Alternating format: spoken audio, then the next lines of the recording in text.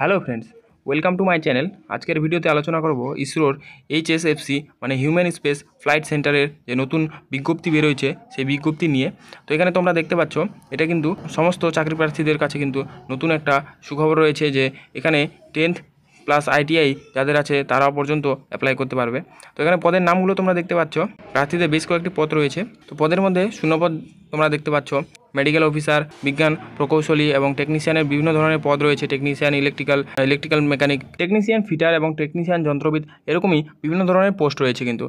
তো তোমরা এখানে দেখতে পাচ্ছ যে প্রত্যেকটি পদের শূন্যপদ সংখ্যা কিন্তু আলাদা আলাদা রয়েছে। তো আমি তোমাদের সকলকে বলবো যে তোমরা সকলে ডেসক্রিপশন বক্সে দেওয়া লিঙ্ক থেকে নোটিফিকেশনটি অবশ্যই চেক করে নেবে সমস্ত ডিটেলসগুলো জেনে নেওয়ার জন্য। এরপর দেখে নেব কী কী যোগ্যতা প্রয়োজন এই পোস্টগুলোর জন্য। তো যোগ্যতা কিন্তু প্রত্যেকটি পদের আলাদা আলাদা রয়েছে।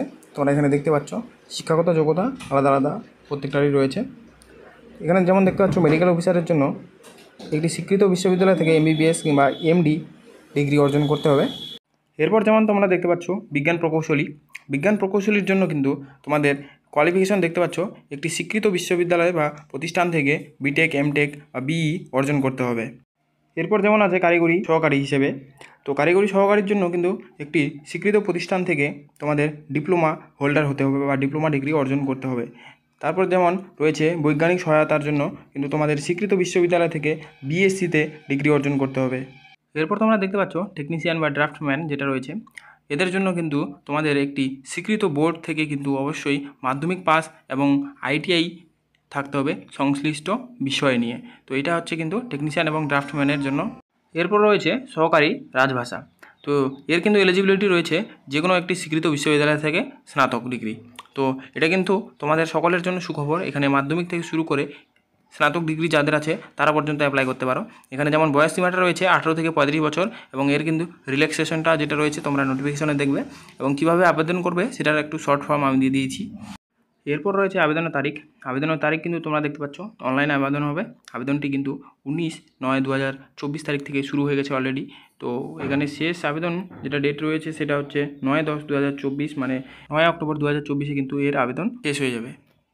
এরপর তোমরা দেখতে পাচ্ছ অফিসিয়াল নোটিফিকেশনের লিঙ্কটি আমি এখানে দিয়ে দিয়েছি, যদিও এর ডিসক্রিপশন বক্সে লিঙ্কটি তোমরা পেয়ে যাবে এবং অ্যাপ্লাই লিঙ্কটাও তোমরা এখানে দেখতে পাচ্ছ, এটাও আমি ডিসক্রিপশন বক্সে তোমাদের দিয়ে দিব।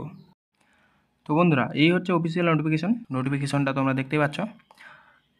নোটিফিকেশনের লিঙ্ক ডেসক্রিপশন বক্সে দেওয়া রয়েছে, সেখান থেকে তোমরা অবশ্যই ডাউনলোড করে নেবে। এখানে সমস্ত ধরনের পোস্ট এবং এডুকেশনাল কোয়ালিফিকেশন, সিলেকশন মোড সবই কিছু দেওয়া রয়েছে। এখানে তোমরা দেখতে পাচ্ছ রিটেন এক্সাম বা কম্পিউটার বেসড টেস্ট হবে এবং ইন্টারভিউ হবে। যেমন এখানে তোমরা দেখতে পাচ্ছ সেফটি বা ইন্ডাস্ট্রিয়াল সেফটির জন্য এমই বা এমটেক থাকতে হবে। ফটোগ্রাফির ক্ষেত্রে তোমরা দেখতে পাচ্ছ ডিপ্লোমা ইন ফটোগ্রাফি থাকতে হবে কিন্তু, এবং ইলেকট্রিক্যালের জন্য কিন্তু ইলেকট্রিক্যাল ইন ডিপ্লোমা থাকতে হবে। এখানে ইলেকট্রনিক্সের জন্য কিন্তু ইলেকট্রনিক্স ইন ডিপ্লোমা তোমাদের থাকতে হবে রিকগনাইজ স্টেট বোর্ড থেকে। তো এখানে তোমরা সমস্ত রকমের ডিটেলস পেয়ে যাবে। আশা করছি তোমরা সমস্ত কিছু চেক করে নেবে অবশ্যই। যেমন এখানে কিন্তু ফিটারের জন্য যেটা রয়েছে মাধ্যমিক প্লাস আইটিআই ফিটার নিয়ে অবশ্যই থাকতে হবে, এবং রিটেন এক্সাম এবং স্কিল টেস্ট হবে তোমাদের সিলেকশন মোড হিসেবে। ইলেকট্রনিক মেকানিক যেটা রয়েছে, ইলেকট্রনিক মেকানিকের ক্ষেত্রে কিন্তু তোমাদের মাধ্যমিক প্লাস ইলেকট্রনিক মেকানিকের ক্ষেত্রে ইলেকট্রনিক মেকানিক আইটিআই অবশ্যই থাকতে হবে এনসিভিটির তরফ থেকে।